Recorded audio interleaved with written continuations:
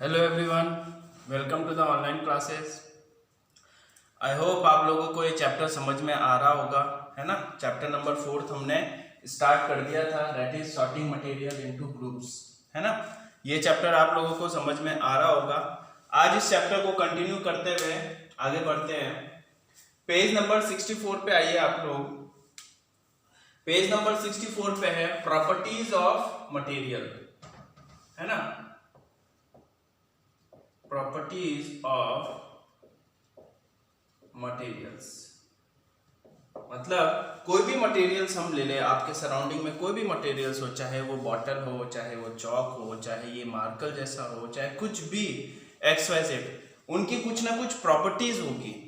या तो वो हार्ड होंगे, या सॉफ्ट होंगे, या शाइनिंग होंगे, या डल होंगे, या फिर कोई और प्रॉपर्टीज के होंगे, सॉल्युबल होंगे या इनसॉल्युबल होंगे। ये इनकी क्या है, प्रॉपर्टीज है ना। तो हम लोग एक तो हमारे रिक्वायरमेंट के अकॉर्डिंग क्या चाहिए, किस तरीके चाहिए, और उस रिक्वायरमेंट में कौन सी प्रॉपर्टी की चीजें मटेरियल यूज आ सकती है, हम उसके अकॉर्डिंग उस मटेरियल को क्या करते हैं, सेलेक्ट करते हैं हमारे लिए, है ना। जैसे फॉर एग्जांपल मैं आपको बताऊं कि मुझे कोई कंटेनर चाहिए वाटर के लिए, वाटर फिल के लिए, है ना। तो ये कंटेनर हमारी बॉटल से भी बन सकता है, प्लास्टिक मतलब प्लास्टिक से भी बन सकता है, और ये का ये कंटेनर क्या हो सकता है हमारा, पेपर से भी बन सकता है ना। बट इन दोनों में फर्क क्या है कि पेपर क्या करेगा, इस वाटर को क्या करेगा, एब्जॉर्ब कर लेगा, जो कि हमें नहीं चाहिए, हमें तो पूरा पानी चाहिए कंटेनर। और प्लास्टिक क्या करेगा, इसको होल्ड करके रख देगा, क्या करके रख देगा, होल्ड करके रखेगा, एब्जॉर्ब नहीं होगा, है ना। तो इसका मतलब मुझे जो पानी के लिए जो कंटेनर चाहिए वो इस ऐसी प्रॉपर्टी का चाहिए जो कि पानी को, वाटर को जो है एब्जॉर्ब नहीं करे, वाटर को हार्म नहीं करे, है ना।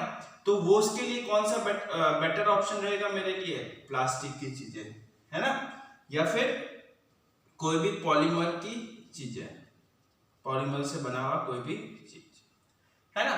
तो ये अकॉर्डिंग टू रिक्वायरमेंट क्या होगा, हमने पर्टिकुलर मटेरियल चूज किया है हमारे लिए, ठीक है ना। तो यहां पे आप लोग आइए,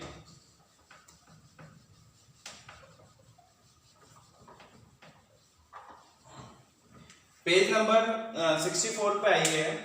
as we have seen different material are used for making different objects, right? But how it is decide that a particular material should be used to make a particular object? हम किस तरीके से डिसाइड कर सकते हैं कि particular material के लिए पर्टिकुलर ऑब्जेक्ट ही सुटेबल होगा, इसके अलावा कुछ नहीं हो सकता, है ना। जैसे ट्रेन की पटरियां ले लो आप लोग, है ना, रेलवे ट्रैक। अब ये किससे बना हुआ है, आयरन से बना हुआ है। क्यों, मैं इसको प्लास्टिक से भी बना सकता हूं, बना सकता हूं ना। क्यों नहीं बनाया, क्योंकि जो ट्रेन की जो कोच है, ट्रेन के जो डिब्बे है वो इतने भारी होते हैं, है ना। अगर प्लास्टिक की लगाऊंगा तो मैं क्या हो जाएगा, हमारे चल नहीं पाएगा। तो अकॉर्डिंग टू रिक्वायरमेंट मैंने इसको हार्ड ऑब्जेक्ट, जो कोई भी हार्ड ऑब्जेक्ट है उसके अकॉर्डिंग क्या किया, मैंने इसको बना दिया। समझ में आया। जैसे मैंने अभी एक एग्जांपल दिया था पानी के कंटेनर के लिए, उससे एग्जांपल दे दिया मैंने आयरन के लिए, है ना। तो अकॉर्डिंग टू रिक्वायरमेंट क्या सुटेबल ऑब्जेक्ट होगा, सुटेबल मटेरियल होगी हमारे पर्टिकुलर ऑब्जेक्ट के लिए, वो हम लोग इस अकॉर्डिंग टू रिक्वायरमेंट चूज करते हैं, ठीक है ना। It is basically decide on the basis of property of material and purpose for which the object will use.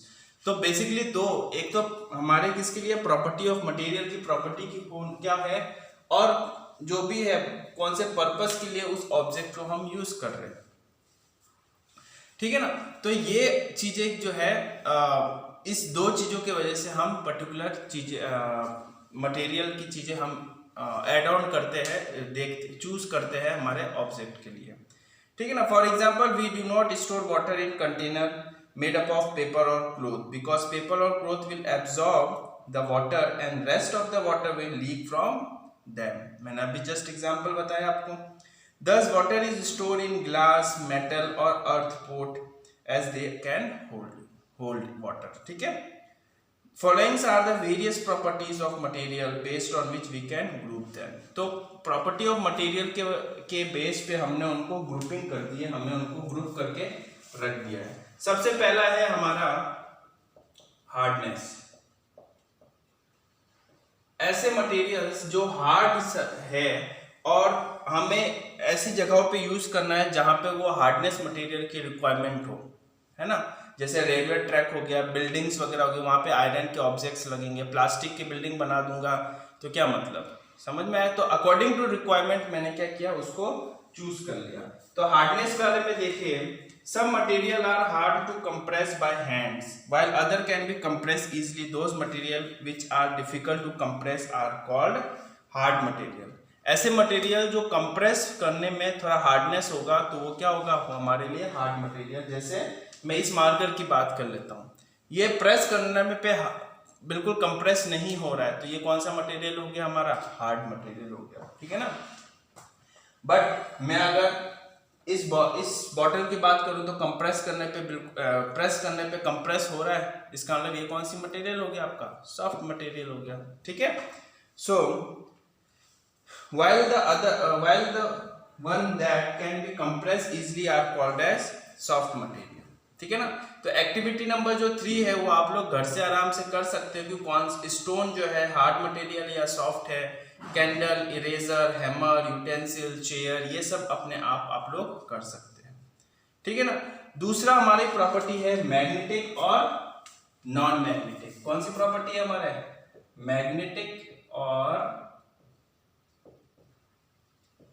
Non magnetic. मतलब मैग्नेट क्या होता है कि मैग्नेट की ऐसी प्रॉपर्टी जो पर्टिकुलर ऑब्जेक्ट को या तो अट्रैक्ट कर सकता है या फिर रिपल्स कर सकता है, यही प्रॉपर्टी होती है ना। तो अगर मैं रबर में रबर की कोई रबर इरेजर है, अगर मैं इरेजर के पास में कोई दूसरा मेटल या कोई भी चीज ले जाऊं तो उनके बीच में अट्रैक्शन या रिपल्सन की प्रॉपर्टी है नहीं है। तो कुछ ऐसे मेटल होते हैं जिनकी प्रॉपर्टी होती है और कुछ ऐसे मेटल होते हैं जिनकी प्रॉपर्टी नहीं होती, और वो जो मेटल जिनकी प्रॉपर्टी होती है वो मैग्नेटिक कहलाता है और जिनकी प्रॉपर्टी नहीं होती वो नॉन मैग्नेटिक कहलाता है, ठीक है। तो रीड करते हैं एक बार। What do you observe when you bring magnet near to iron nail or any object made up of iron? The iron nails or object of iron will be attract towards the magnet and then stick on the magnet, है ना। Iron nail मतलब कील, लोहे से बनी हुई कील को पास में अगर मैग्नेट को लाओगे तो वो क्या करेगा, उसको अट्रैक्ट कर लेगा, है ना। Now place the magnet near paper और प्लास्टिक, और वही मैग्नेट को अगर मैं पेपर और प्लास्टिक के पास में ले जाता हूं तो क्या इनको बीच में कुछ अट्रैक्शन या रिपल्सन का कुछ फिनोमेना दिखेगा, नहीं दिखेगा, ठीक है ना। क्यों, क्योंकि ये इसकी प्रॉपर्टी ही नहीं है अट्रैक्शन की और रिपल्सन की, है ना। तो बेसिकली वही चीजें अट्रैक्ट होती है जो कि मेटल होते हैं, अंडरस्टूड। आगे हम पढ़ेंगे। You will find that this object will not be attract towards the magnet. The object that are attract toward the magnet are called as magnet object. इसको अंडरलाइन कर लेना आप लोग। The objects that are attracted toward the magnet are called magnetic object. ऐसे object जो magnet के द्वारा attract कर लेते हैं उनको हम क्या बोलते हैं, मैग्नेटिक मटेरियल्स बोलते हैं, ऑब्जेक्ट बोलते हैं, sorry. On the other hand, the objects that are not attract towards the magnet are called non-magnet object, है ना। तो यहाँ पे मैग्नेट ऑब्जेक्ट्स क्या होता है अंडरलाइन कर लेना, और नॉन ऑब्जेक्ट मटेरियल क्या होता है वो भी अंडरलाइन कर लेना, है ना। ये एक्टिविटी 4 भी आप लोग अपने हिसाब से घर पे कर सकते हो। तीसरा प्रॉपर्टी की तरफ चलते हैं हम लोग। तीसरी प्रॉपर्टी हमारी सॉल्युबल एंड इनसॉल्युबल, ठीक है।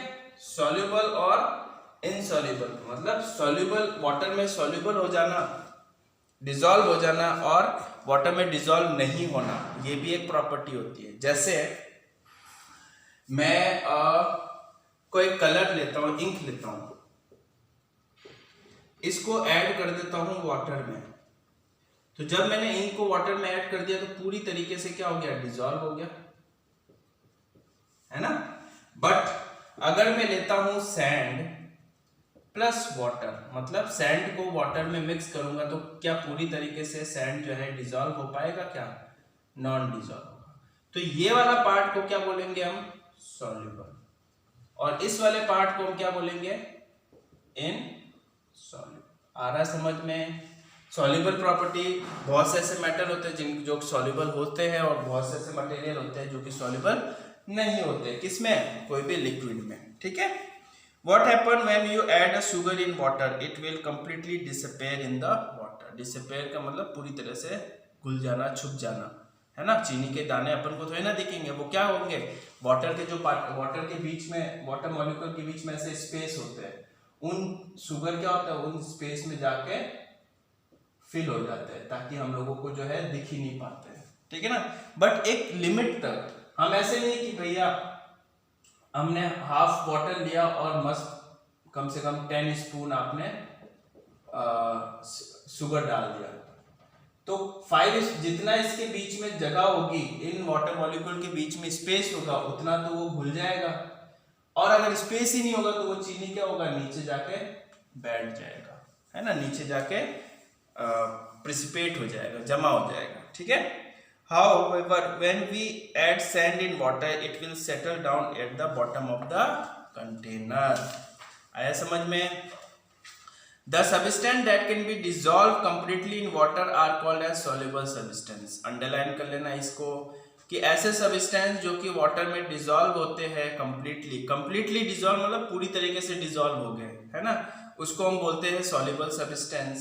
On the other hand, the substance that cannot be dissolved in water are called as insoluble water. तो ऐसे substance जो dissolve नहीं होते हैं water में, तो उनको क्या बोलते हैं हम लोग, insoluble water के नाम से, insoluble substance के नाम से।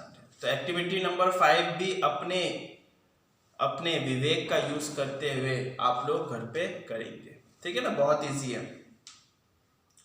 Apart from solid and liquid, कुछ ऐसे गैसेस भी है जो कि वाटर में सॉल्युबल होते हैं, है ना, जैसे ammonia gas is completely soluble in water while oxygen gas is partially soluble in water. तो जो अमोनिया, पार्शियली और कंप्लीटली का क्या मतलब होता है वो देख लेते हैं एक बार। अमोनिया गैस, जो गैस है वो कंप्लीटली डिसॉल्व या फिर soluble in water,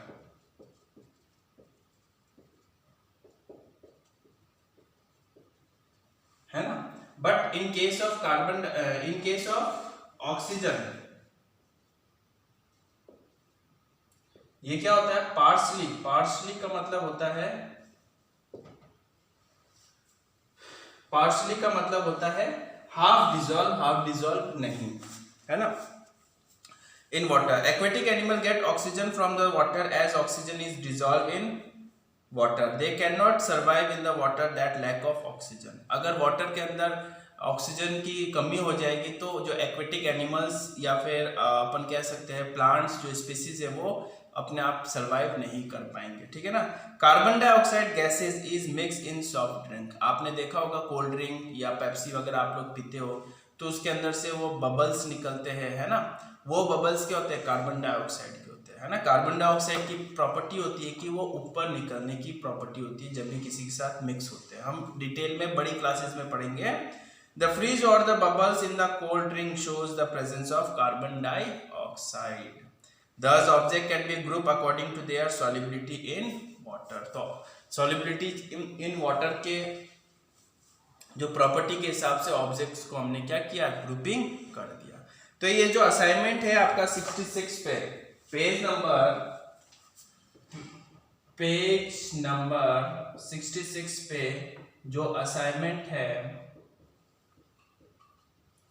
question number first and second, ये आपको होमवर्क में करना है ना, ये आप लोगों को होमवर्क में करना है, that is what are soluble substance, मैंने आप लोगों को अंडरलाइन करवाया हुआ है ना। व्हाट इज मैग्नेटिक, वो भी मैंने आप लोगों को अंडरलाइन करवाया हुआ है ना। तो ये 2 क्वेश्चन जो है आप लोगों को होमवर्क में करना है।